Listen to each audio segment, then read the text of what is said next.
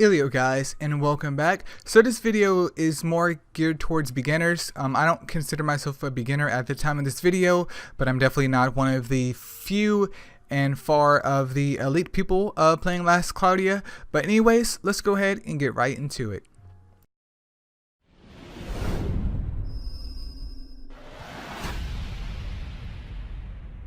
So if you just started Last Cloudia, there's a couple important things that I feel that anyone should know for the game. And obviously once you start, there's a lot to do and there's a lot of things that can be explained here. But on today's video, we're just going to focus on pretty much the meat of the game.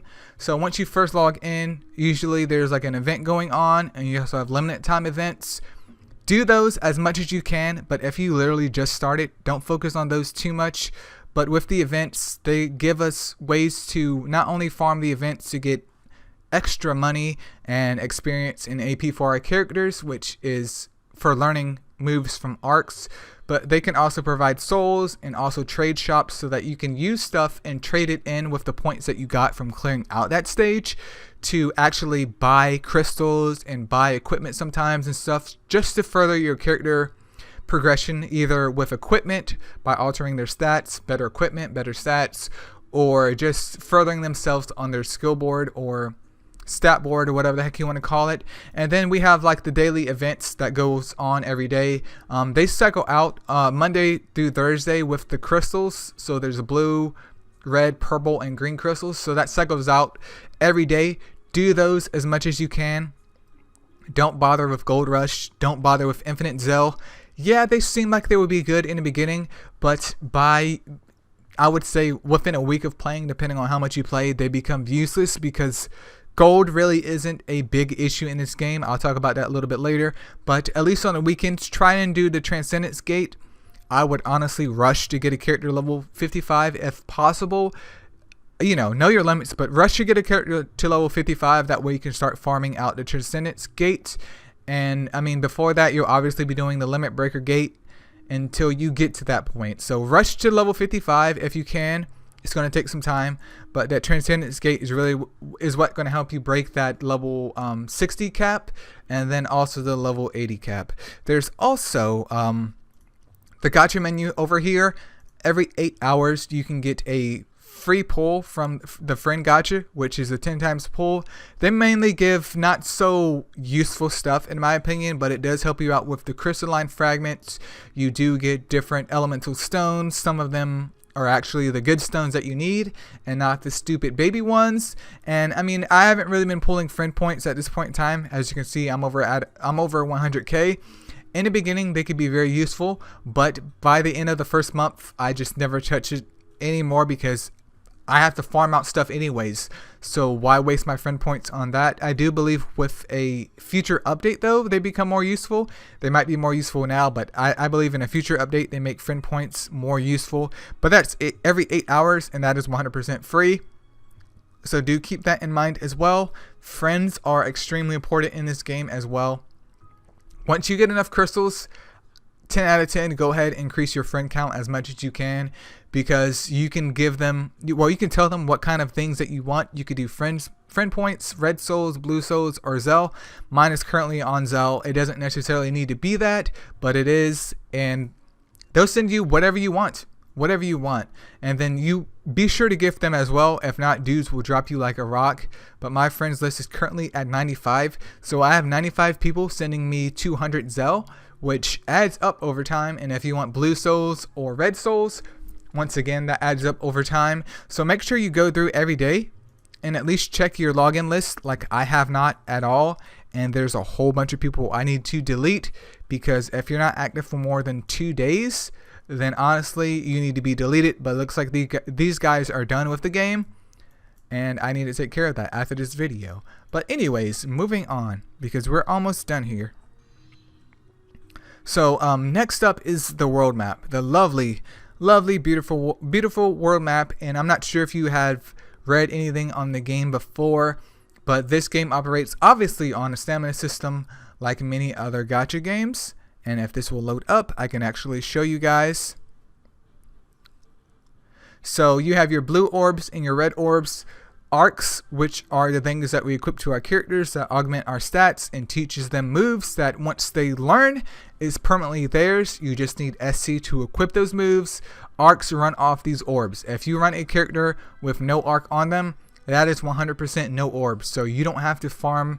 You don't have to worry about farming if you just want to farm and your character has the moves already learned. You don't have to worry about farming and running out of orbs like I did with my blue ones, because I was trying to learn a move from an arc that costs quite a lot. So arcs range from 1 to 10, but I will focus on that in another video if you're interested, because that information is already available. But here with the world map, we have our soul spots right here, which is how we get our stamina for our arcs. You start off with, I believe, one or two blue spots, and then maybe 1 red spot, and that goes to 2, and then you end up with nearly 5 blue spots as you progress through the story.